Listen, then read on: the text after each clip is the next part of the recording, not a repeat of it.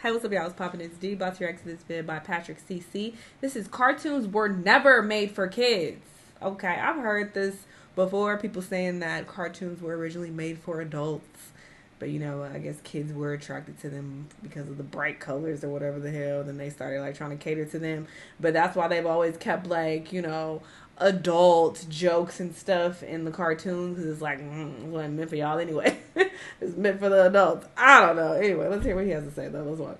Cartoons are not for children. Okay, for 40 years they were almost exclusively for kids, but they weren't originally created for them. Some of the most successful and iconic animations of the past 30 years were specifically designed for adults. And aside from a few iconic Disney creations, it's safe to say cartoons are more enjoyable when they are constructed for older audiences. Today I'm going to take you all on a nostalgia trip, covering adult cartoons from their inception in the 1920s all the way to the crowning point of Adult Swim, the mecca of adult animations. Drink water. In the 1920s, Hollywood was booming, producing an average of 800 feature films per year. There were some cartoons, but they were still in early development. The few cartoons that were made in the 20s were shown at cinemas before a feature film. They were essentially short films with no dialogue, just music and sound effects. It was also in the 1920s where there was a big push for harsher censorship in films and theatrical performances. The Supreme Court ruled in 1915 that free speech did not extend into motion pictures. A lot of films, such as the ones performed at the New York stage, had mature content, nudity, cursing, and adult subject matter. It was like the Wild West with no rules and regulations. In 1927, there was a censorship committee formed by Will Hayes, a Republican politician, to propose some do's and don'ts in the film industry. It took a while for these suggestions to become an actual enforced code, known as Hayes Code. And in the meantime, cartoons would take advantage of the minimal regulations. Hold on, let me go back to that. What's the details on that? Black slavery is fine, not white slavery. I know you fucking love it. Code, known as Hayes Code. And in the meantime, cartoons would take advantage of the minimal regulations.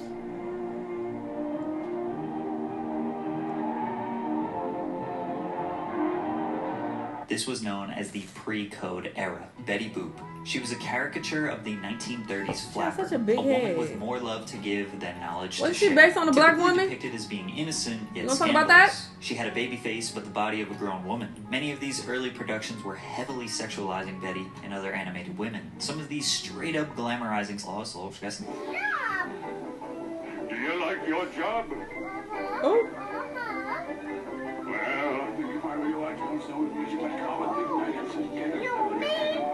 could They pretty much depicted every way possible a woman's dress could get removed from her body. Betty exploded in popularity. However, with the enforcement of Hayes Code in 1934, the animation studio was required to button up Betty's image. She went from being a free spirit flapper to a housewife/career girl who wore fuller dresses. Her curls got straightened out, her earrings got smaller, and she slowly became more mature. She even smelled different.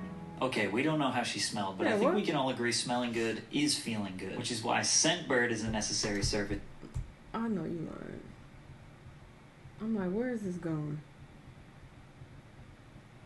Get your sponsorship, Patrick. % off to make your first month just over $7. By 1939, Betty Boop was over, but would be aired on television progressively throughout the next 60 years, stamping her in cartoon history. Hayes Code seemed to have uninspired animators to make cartoons for adults, because most of their humor at the time revolved around themes that were now banned by the code. So creators had to try and entertain the adult audiences inconspicuously through their children's shows. Animated shorts hit new strides in the 30s, with the creation of Mickey Mouse, Donald Duck, and Snow White. These animations were good enough to captivate audiences for extended periods of time. In the 40s, there was Bugs Bunny, Tom and Jerry, Bambi. They were definitely designed for children, but parents could watch and be entertained. Storylines were basic, most of the humor came from silly faces, characters getting hurt, and just basic tropes that would make kids laugh. In 1949, the first animated television series was launched, called Crusader Rabbit. Gumby in the 50s was a groundbreaking new animation style, but most of the 50s was dominated by the same kid-friendly animations from the 40s. Television sales were exploding in popularity, but animated series were not regularly programmed yet. You had experimental 5-minute episodes programmed by various stations at different times. Popeye being one of the more famous ones, and was pretty much adult-targeted, leaning into relatable humor.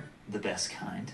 that was a joke, focused on the working class man and relating to his struggles. Like, wow, the pipe broke on this sink. Oh my god, I hate when that happens. There was a massive shift in the 60s. The birth of Hanna-Barbera animations. Basically every American household has a TV now. You had the Flintstones, the Jetsons, Pink Panther, Scooby-Doo, Spider-Man, Hulk, so many more. Regularly scheduled cartoons enjoyed by millions so you don't have to go to the cinema to see animation. There was more variety, better writing, still leaning into the working class man and the modern family. But the colors were brighter, the scenes and animation were more imaginative. TVs in general were more creative and fun. Most of these cartoons were still family friendly, designed for children, yet really enjoyable for adults to watch as well. The 70s was the birth of Nickelodeon. However, the mid-70s to mid-80s would be the weakest era for new cartoons. The 70s were carried by shows that were started in the 60s. Critics, whoever they are, say the golden age of animation ended in 1972. Obviously, everyone born in the 70s or later would say that's cap, but many of the most critically acclaimed, financially successful, and culturally significant animated films and cartoons were released from the 20s to the early 70s. However, they had significantly less variety and less competition, so it's a lot easier for those cartoons to have a bigger impact. These old cartoons were considered to be more lifelike, emotionally relatable, and contained valuable lessons. But a lot of adults may argue that cartoons are not a place where they want to learn life lessons, and rather escape into a creative and complex alternate reality, not to remind them how much their boring life is just like this boring cartoon. To no surprise, cartoon ratings were plummeting, resulting in budget cuts and then the release of low-budget animations that didn't have a lasting impact. The 1980s, you had the birth of the Disney Channel. Shows like The Smurfs, Thomas the Tank Engine, and Alvin and the Chipmunks were hits for children. But the late 80s felt like cartoons were catering to their teenage and adult audiences a lot more. At this point, for almost 40 years, cartoons were perceived to be for children and almost... I just had a revelation. I'll talk about it. I'm not going to remember. I'll talk about it now. What he just said about how, people watch these animations to escape reality and they view it as being an alternate reality. I've never viewed animations in that sense. Maybe that's why I don't really care about them. Like, I'm only watching shit to hear about a story.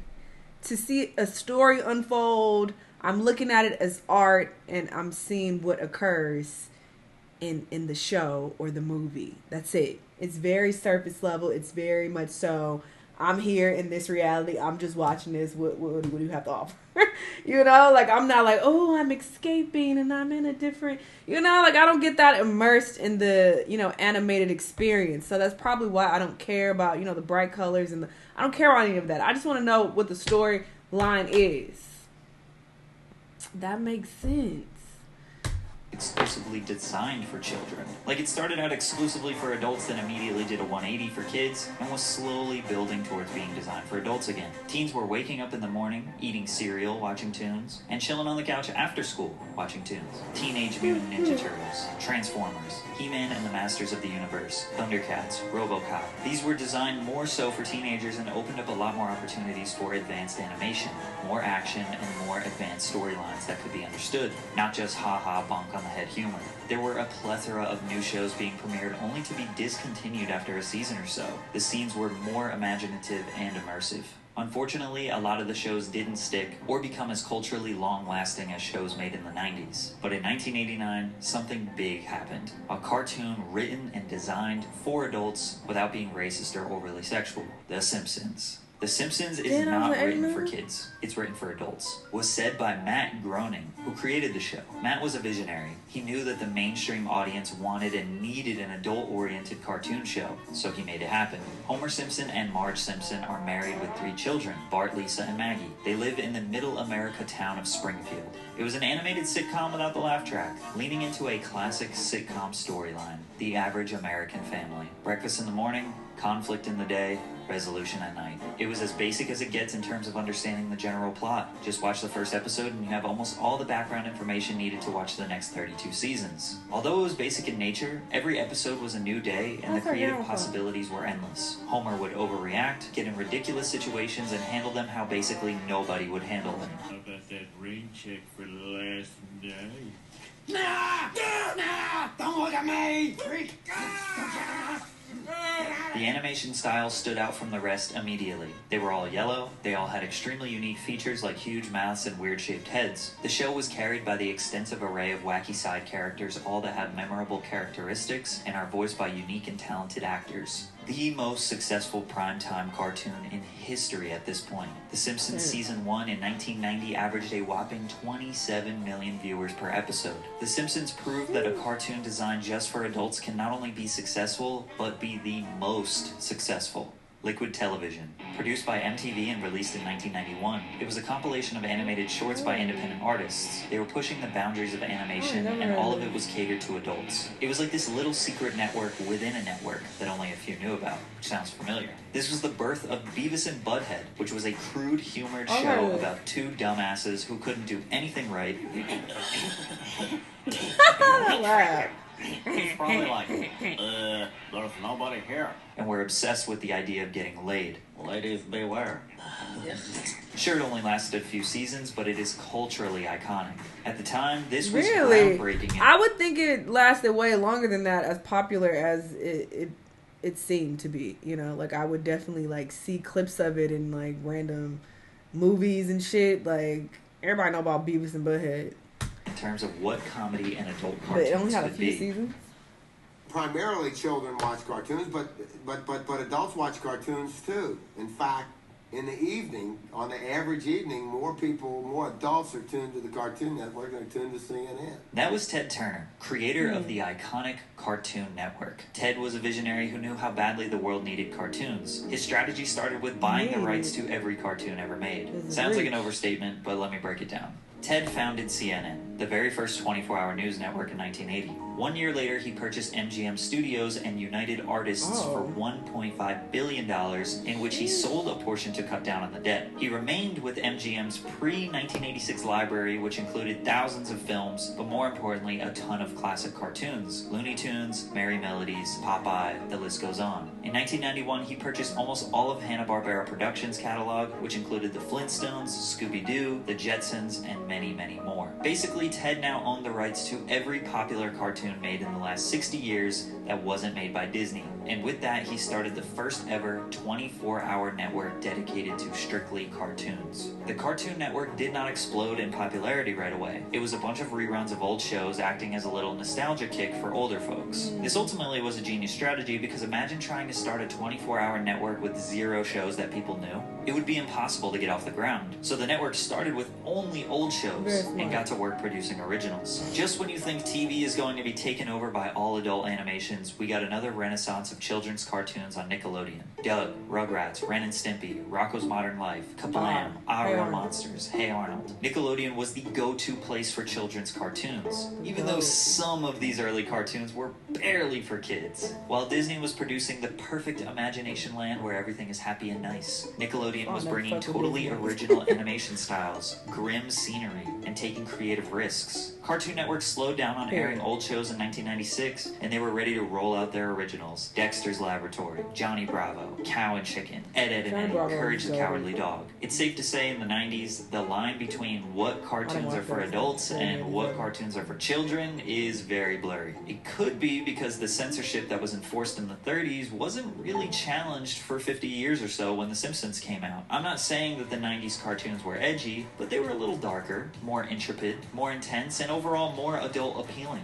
The 90s in general were a little darker and rebellious towards the 80s, where everything was seen as loud, colorful, and glamorous. Counterculture became cool, grunge music and gangster rap became popular. So cartoons really blended in with the aesthetic of the culture. We are going to be different, so let's be cool and reserved and do exactly the opposite of what the 80s would do. South Park, 1997. The first episode was crass, in-your-face humor. Ike, you can't come to school with me.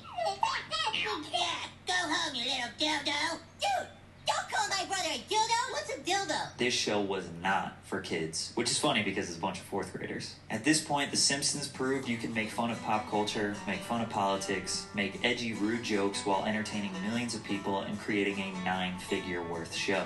South Park is not unique in its use of satirical humor, but it is one of the most effective satires due to its production format. The scripts for episodes are not written before the season begins, but the production of an episode begins on a Thursday with the creators, Matt Stone and Trey Parker, and the show's writers brainstorming ideas for the episode. The script will be written, animated, and voiced for release on Wednesday nights. Just 6 days of work. We work between 100 and 120 hours in a 7-day week to deliver the episodes. This hectic production allows South Park to be in the zeitgeist of pop culture while it is happening. For example, in the season 4 episode Quintuplets 2000, the show nearly does a one-to-one recreation of a famous photo of a U.S. Border Patrol raid during the Elian Gonzalez affair, an event that occurred 4 days before the show aired. The season 7 episode, It's Christmas in Canada, references the discovery and capture of Saddam Hussein, which happened 3 days before the episode aired. Season 12's About Last Night revolves around Barack Obama's presidential victory, which happened less than 24 hours before the episode aired. On the surface, the show appeals to almost any age group, but the news-like coverage of more serious current events is certainly appealing to an adult audience. South Park has won 5 Primetime Emmy Awards as well as the prestigious Peabody Award, which honors excellence in storytelling that reflects the social issues and the emerging voices of our day. South Park remains one of Comedy Central's highest-rated programs, and in 2021 was renewed through 2027. 2 years after South Park came Family Guy, another soon-to-be iconic adult animated series focused on a New England family, which was reminiscent of The Simpsons with a moronic father, stay-at-home wife, and of course, the 3 kids. The first episode aired on Fox immediately after Super Bowl 33. This is way better than Simpsons in my opinion. Viewers. Season 1 maintained high viewership, but would dwindle through the 2nd and 3rd seasons. Following the 3rd season's declining viewership, Fox decided to cancel the show in 2002. Hard to imagine a time where Family Guy wasn't totally... I watched a couple episodes though. I've definitely tried to get into it, but it was just like, it wasn't given for me personally. Loved. Maybe it was just too similar to The Simpsons? This wasn't the end of the Griffins. There would be a savior coming to their rescue. The 2000s. A new century. This meant change. Changing back into kid-friendly cartoons? Again? Nickelodeon started drifting from the grim, dark cartoons to more companionable and kid-friendly with the additions of SpongeBob, Fairly Odd Parents, The Wild Thornberrys, Rocket Power, Jimmy Neutron. They still had Invader Zim, Cat Dog, and Danny Phantom. Disney Channel was even more kid-friendly. Cartoon Network was kind of the place where the cool teenagers indulge. But it was spiraling down pretty fast. The network had a new CEO and the company was merged with Time Warner AOL. New ownership and new leadership will lead to changes. All of their iconic shows like Dexter's Lab, Johnny Bravo, and Courage were getting canceled. They rebranded, launched a few new shows that are beloved today but weren't necessarily hits at the time. Codename Kid Next Door, Billy and Mandy, Foster's Home for Imaginary Friends. These shows were a little bit softer compared to previous Cartoon Network originals and were loved by children, but not teenagers and adults. So there was a gap in the market. There wasn't a go-to place where adults could escape into an animated universe and not have to worry about censorship and juvenile humor. Until 2001, with the birth of Adult Swim, the very first animated network designed specifically for adults. Adult Swim. All kids out of the pool. The branding was clever. All kids out of the pool. Because now it was time for the adults to have some fun without all the childishness. The shows often had a more mature sentiment, coarse language, and sexual innuendos. The Adult Swim programming block launched just 2 nights a week, with one of those being just a repeat of the other. Original series would be aired such as Aqua Teen Hunger Force, The Brat Show, Space Ghost Coast to Coast, C-Lab 2021, and more. Adult Swim kinda had a cheat code to launch the network. Since Ted Turner purchased the Hanna-Barbera catalog in the 90s, they were able to use classic cartoons such as Scooby-Doo and new shows like Harvey Birdman. This may not seem like a big deal, but having the rights to a classic cartoon and being able to tell a new story around those 50-year-old characters is a huge advantage to gaining new viewership. Imagine your dad flipping through the channels and seeing Yogi Bear on the witness stand. He would be confused but interested to see one of his childhood cartoons be reimagined. Adult Swim could arguably get the credit for introducing Americans to anime, broadcasting popular shows like Cowboy Bebop and Mobile Suit Gundam. By late 2002, the network was becoming more interested in obtaining the rights to animated series that had been canceled. Again, knowing how hard it is to make new cartoons and get a new audience when you can just capture an already existing audience. One of the first and more notable of these was Futurama, which they obtained the rights to reruns for a reported $10 million. Jim Samples, Cartoon Network's executive VP, said, "Futurama reruns will take our Adult Swim programming to a whole different level. Adult Swim would come to the rescue for another show, which would be become a pivotal moment for both the network and the series. Family Guy. 3 seasons that had previously aired on Fox would now have a new home on Adult Swim.